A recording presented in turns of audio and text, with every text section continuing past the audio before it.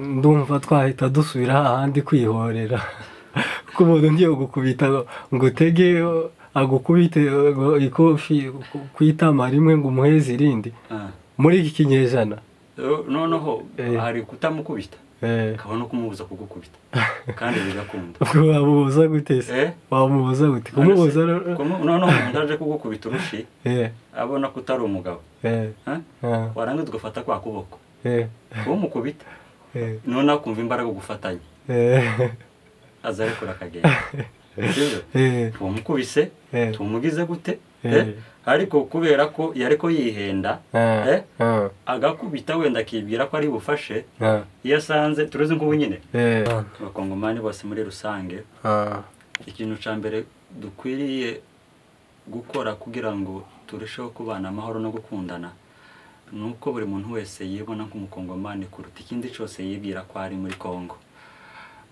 Nimba uri umubembe ukiyumva nk'umukongomani mbere yo kwiyumva nk'umubembe, nimba uri umunyamurenge ukiyumva nk'umukongomani kuruta kwiyumva nk'umunyamurenge, c'est-à-dire umunyamurenge bukagira agaciro muri Kongo kubera ko uri umukongomani, nimba uri umubembe bikagira agaciro muri Kongo kubera ko uri umukongomani.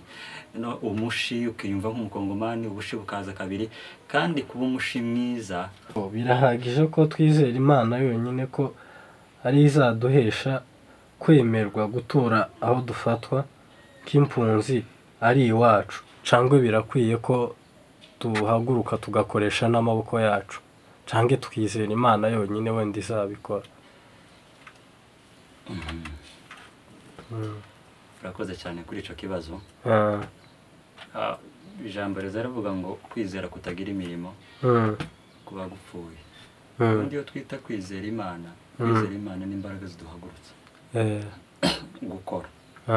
C'est-à-dire hariho ibibazo,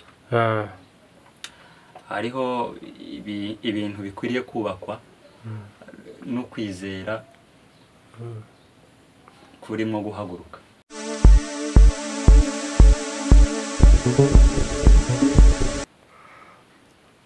Twongeye kubaramutsa kandi bakunzi b'Imuhira Studio, wewe wese ukurikirana ibiganiro by'Imuhira Studio by'iyi chaîne yacu, tuguhaye kaze kandi kuri iyi chaîne. Bari bamaze iminsi bibaza ngo Imuhira Studio byagenze gute, bari mumaze igihe mutabona video zacu, twari tumaze igihe tugwaye n'ibigwara, bengera murumva ko nijwe ritameze neza. Hanyuma nkuko bisanzwe turamukije abanyakarere bose, abakongomani bose muri rusange.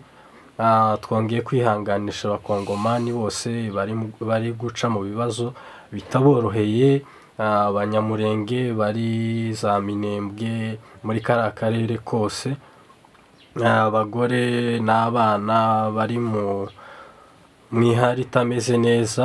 Twihanganishije abakongomani bose za Beni, bari mu ntambara bose, abaturage bose. Twihanganishije umukongomani wese muri rusange ku bibazo bari guhura nabyo, ndetse bimaze igihe. Umukongomani wese muri rusange turamwihanganishije ngo yihangane. Nkuko bisanzwe murabona imbere ya kamera yacu umutumigwa wacu, umutumigwa udasanzwe muraza kumwumva mu kiganiro, araza kubibwira ku basanzwe batamumenyereye kuri iyi chaîne yacu. Reka tumuha akanya abashe kubibwira, kandi turakwegereje umutumigwa wacu. Wabasha kwibwira abadukurikiranye? Ku mazina banyita Museveni Nganyisa. Ukaba uri umuki? Umukongomani. Umuki? Ubwoko bw'Abanyamurenge. Wavukiye he? Hanyuma amashuri niho wayigiye? Amashuri nayatangiriye mu Rwanda primaire, nza kwisohoreza muri Kongo bita Uvira, secondaire nayigiye i Burundi. Burundi? Niho nayitangiriye ariko nayisoreje muri Kongo. Muri Kongo. Wize ibijanye n'iki secondaire? Secondaire nize ibijanye n'icungamari. Icungamari? Ngo bavyita gute mu Gifaransa? ekonomi. Hanyuma universite wiga ibiki? Nize amategeko. Wize amategeko? Yego. Nakeza nkabona nkaho wize theology. Nkunda kuvuga ubutumwa. Yego. Kuba muzi ni umu evangeliste, baramuzi abatoye Bujumbura cyane. Bafite n'igikorane, ngira mufite igikorane nabonye afishe yanyu. Yego. Ngahe tumira abantu. Burakoze. Kabaye n'akaryo keza ko gutumira abantu bari Bujumbura n'abari hafi yaho. Yuko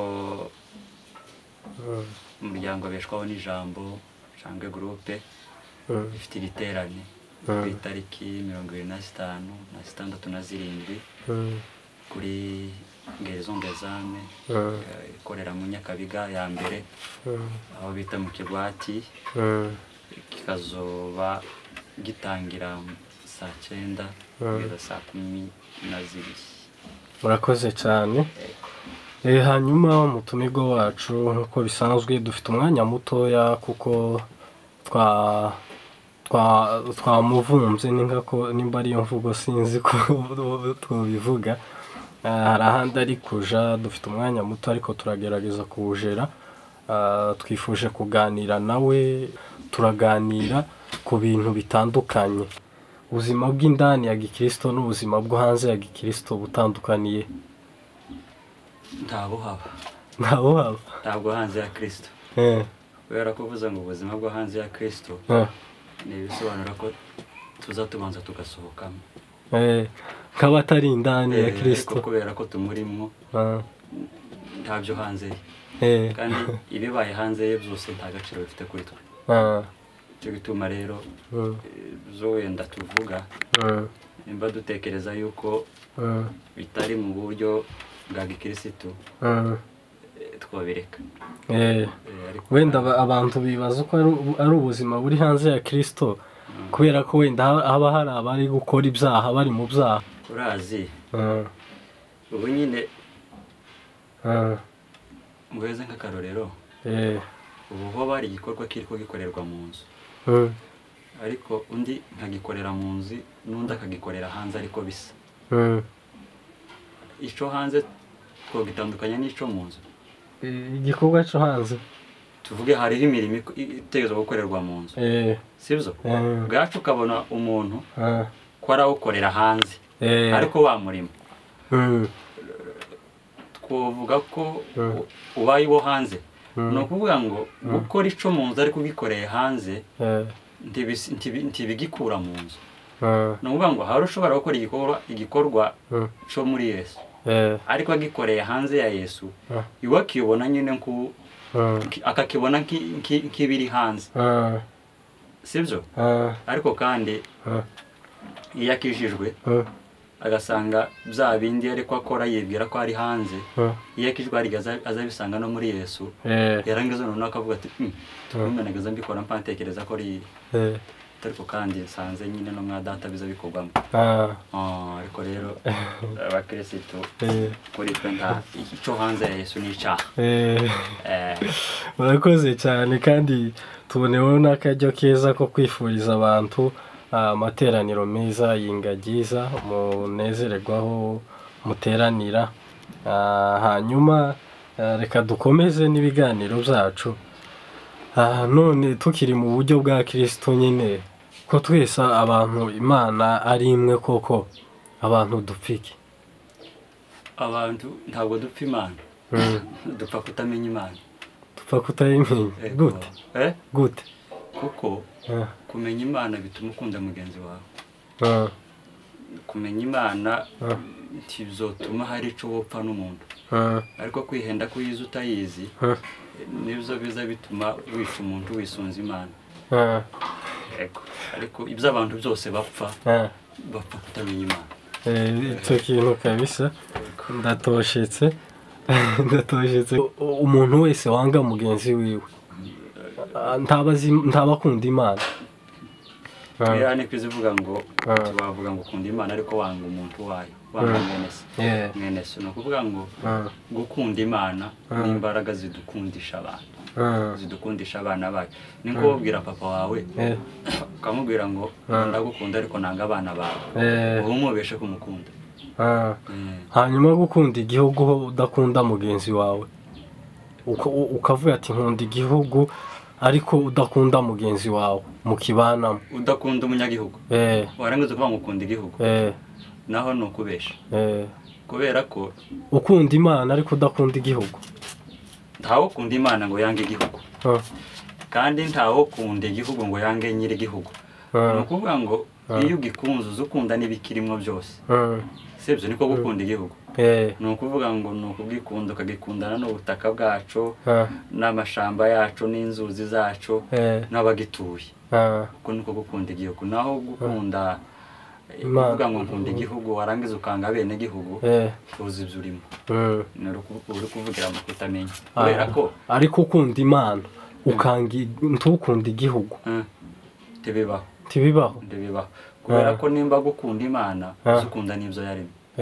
yego kubera ko iyo ukunze imana bituma uha n'agaciro n'ibyo yaremye ku bwawe. ni ukuvuga ngo igihugu nico data yandemeye nico data yatekerereje ko kinkwiye ikirema mu rukundo n'imbabazi zayo. ni ukuvuga ngo rero urukundo nkunda imana nirwo rumpesha no gukunda ibyo yashizeho ku bwanje. yego urakoze cyane. buri bwoko bugira imana yabwo cange uko hari aho ushobora gushika bakaguhora ko usenga imana yawe bakavuga ati usenga imana yawe. buri bwoko bugira imana yabwo cange imana yacu twese ni imwe. imana ni imwe ku bayizera ariko kandi ku batazi iyo mana bagira imana zabo. ku batayizi buri bwoko bufite imana yabo ariko imana ni imwe. cyo gituma uyizi ikikugaragariza ko umuntu azi iyo mana iyo mana aganyamana ikizo kugaragariza uyizi tazohora kutayisenga kuko gafite urukundo kandi aho gaza mwigisha naciye bugufa akamwereka urukundo n'imbabazi kugira ngo ayimenye. ariko ikizokwereka umuntu udafite imana yibwira ko ayifite nuzohora undi amuziza ko adasenga imana ye. urakoze cyane. hanyuma watubwiye ko wize amategeko birakwiye ko twihorera ku batugiriye nabi nkawe wize amategeko ntakugiriye nabi nawe ukamwishura. ku bijyanye n'amategeko biranabujije kwihanira. umuntu yakugiriye nabi ukwiriye kumushikiriza inzego zishinzwe guhana no kugorora. niyo mpamvu zubona bashizeho cuno kwita ibohero cyangwa purizo kugira ngo abo bose bakora nabi barenguka imbere y'ubutungane nibarangiza icyaha nikibafata bahanwa bikurikijwe amategeko. ni ukuvuga ngo rero itegeko ntahangurira umuntu kwihora. haba no mu iyobokamana bibiri zivuga ngo guhora no kw'Imana si ukwacu haba no mu buzima busanzwe bw'amategeko ntawemereye kwica kubera ko yiciwe ntawemereye kwiba kubera ko yibwe. yego hanyuma ukugiriye nabi umushoboye ufite izo mbaraga zo kwihora izo mbaraga zo kwihora ubikoze ni ukuvuga ngo ari uwakugiriye nabi wihoye nawe wamugiriye nabi mwese amategeko arabahana. ni ukuvuga ngo si byo. hanyuma se none kwihorera kwiza ni ukugira gute? kwihorera kwiza njyewe nahamagarira abantu ni ukwiyubaka ni ukuba umunyembaraga. noneho umuntu yatekereza kukugana ushaka kugira icyo yagutwara yareba uko umeze wenyine akiha disipurine bavuga ati nakubise benshi natutse benshi ariko hariya noneho yareba uko wiyubatse akavuga ati nuko duceceke ukaba urihoreye. uko niko kwihorera ni ukuba sitadire nimba umuntu yaje akakwiba kubera ko inzu idakinze kwihora no kuyikinga ndazogaruka cyane kabisa ibyo rero cyangwa kandi karorero buri muntu akazaza akagukubita mu mutwe kubera ko wicaye ariko wareba ko uhagurutse atogushikira kubwira gusa ngo mbari izo ntambara akuriye kuza agasanga urahagaze kuba wihoye biba birangiye niko umva iyo biza kuba wenda kwihora aricyo ariho cari igisubizo cy'ibibazo wenda twamaranye cyane umunyabwenge umwe niwe wavuze ngo iyo biza kuba ijisho kurihorera irindi ngo byoranga isi ibaye abantu bose babaye impumyi rero umunyembaraga ntaza n'uburyo yihoramo agerageza kureba mpamvu runaka yarangiza akavuga ati reka niyubake nk'igisubizo kizotuma wenyine atangendagendaho. Urakoze cyane. Birakwiye ko kubabarira kwakugiriye nabi? Yego biriye buriya ikizo kugaragariza umunyembaraga arababarira kandi buriya kubabarira gutunga imbabazi zikurinda kugirwaho ingaruka mbi uhemukiwe kandi kubabarira ni uburyo bwiza bwo kwirinda ubwawe. Bati uyu muntu ikintu ankoreye cyangwa ijambo ambwiye nirigira agaciro mu buzima bwanje rikambabaza kirashobora gutuma mba desequilibre mu buzima bigatuma noteshuka. Akarorero ngo wari ufite nk'umugambi wo gushakira Kongo iterambere kurigeza ku mahoro arambye ku buzima bwiza ushakira amazi ushakira umuriro barabara meza ugaca ugahura n'umukongomani mugenzi wawe akakugirira nabi. Iyo uvuze ngo simbabarire uhita wumva ko gukorera umukongomani neza bitwa no kutabikora warangiza noneho ntumva ko kera ko iyo utageze umutima imbabazi ngo wumve ko ari ikintu gisanzwe ya mahoro na ryaterambere waruhagurukiye gukorera Kongo birangira. Rero umuntu akwiriye kubabarira kugira ngo bitamutesha nimba ubayeho wari ufite iby'ukwire ibyo ushaka kugeraho no kugezaho abandi. Imbabazi ni ikintu muhimu ni ikintu cyiza mu buzima bw'umuntu bituma ubaho uri wowe. Ni ibihe byiza byo kuba iwanyu ku ivuko? Ni ikihe cyiza cy'iwanyu ku ivuko? Icyiza cyo kuba iwacu ku ivuko ni ukuvuga ngo nta kindi cyiza udashobora kugeraho hano muri buno buzima kikurutira kuba ku ivuka aho uvuka.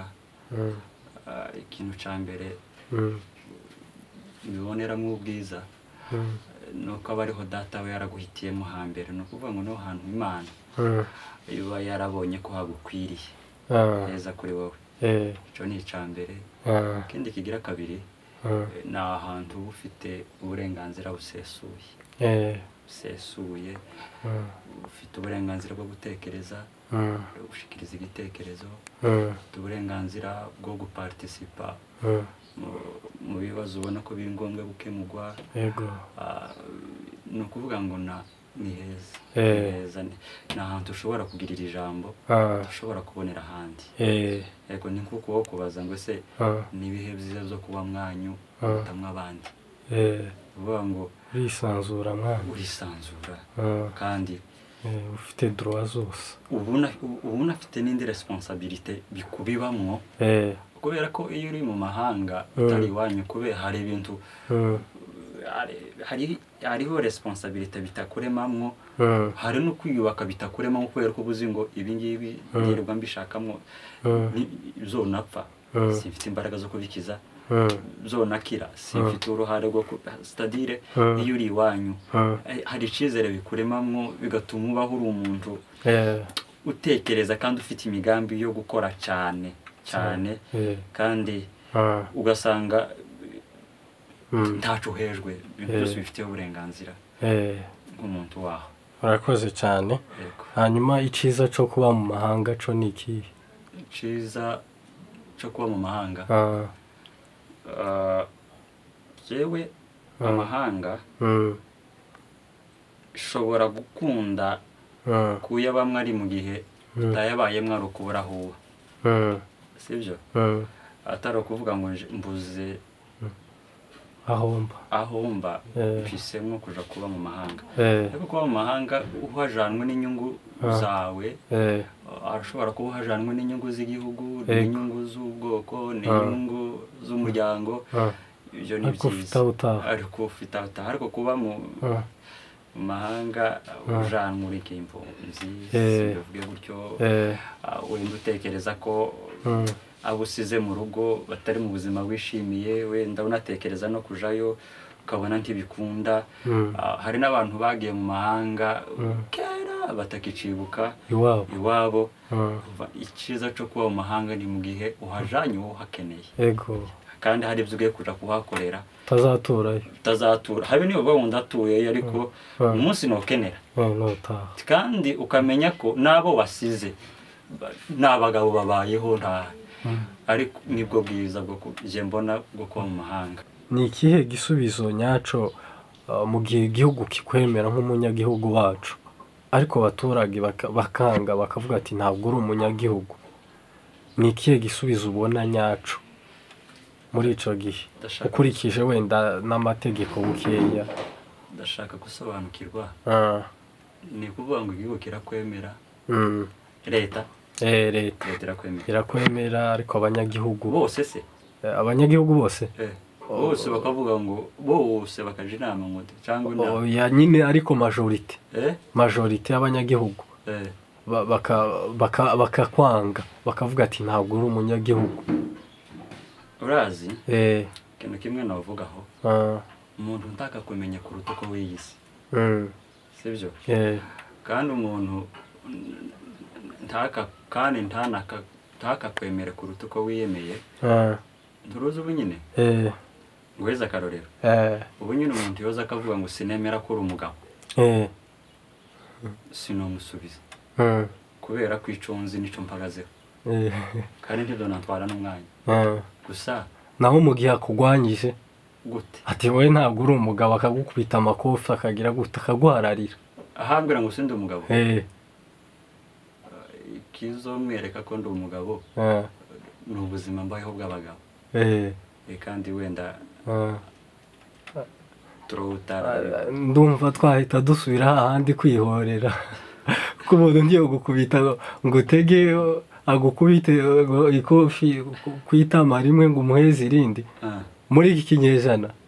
Noneho hari kutamukubita, kabona kumubuza kugukubita, kandi bigakunda. Wamubuza gute se? Wamubuza gute? Kumubuza noneho umuntu aje kugukubita urushi, abona ko utari umugabo, waranga tugafata kwa kuboko umukubita, none akumva imbaraga gufatanya, aza ariko rakagenda. Tumukubise, tumugize gute, ariko kubera ko yariko yihenda, agakubita wenda akibwira ko ari bufashe, iyo asanze turuzi nk'ubu nyine nimba ntemera ko ino nzu yubakishijwe n'amadafari, ntishobora kumpaririza, iyo ngo kubita wenyine uriyumvira. Noneho nkubise ngasanga n'idafari sinzosubira.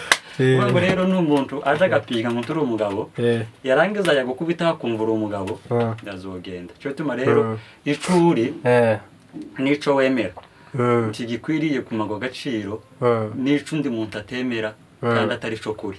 Rero mu gihe igihugu kikwemera nawe ukaba wiyemera, kuvuga ngo rero uri utabyumva kumwumvisa kuri we ni ugutunga ubuzima bukunda igihugu, patriotisme, ukamukunda, sibyo? Kandi akwanga ukamukundira n'aba, ukavuga ati kikwemeza ko njewe ndi umunyagihugu, gufashe nka mwene data, c'est tout. Ugatunga ubuzima bukorera igihugu, ucitaho. Ubwo nibwo byo kumwereka ko ndi utanagena kuri televiziyo uze kumubwira mukeneye ko kumvisa ibi, ukamubwira ati ugakora inshingano. Nubwo buryo bwiza. Hagije ko twizera Imana yonyine ko ari izaduhesha kwemerwa gutura aho dufatwa k'impunzi ari iwacu cyangwa birakwiye ko duhaguruka tugakoresha n'amaboko yacu cyangwa twizera Imana yonyine wenda izabikora? urakoze cyane kuri icyo kibazo. ijambo rivuga ngo kwizera kutagira imirimo kuba gupfuye. ubundi iyo twita kwizera Imana n'imbaraga ziduhagurutsa gukora. sitadire hariho ibibazo, hariho ibintu bikwiriye kubakwa no kwizera kurimo guhaguruka. habe na Yesu twabonye ko mu ijuru kubera ko Imana itizeye ngo dukizwe ino, ko kwizera niko kwahagurukije Kristo araza aza gutunganya. ni ukuvuga ngo kwizera Imana ni imbaraga zituma duhaguruka tugakemura ibyo tubona nk'ibibazo biduhanze, kubera ko twizera ko Imana turi kumwe, idushigikiye, turi inyuma, imbaraga dufite urabona atari izacu ari iz'Imana.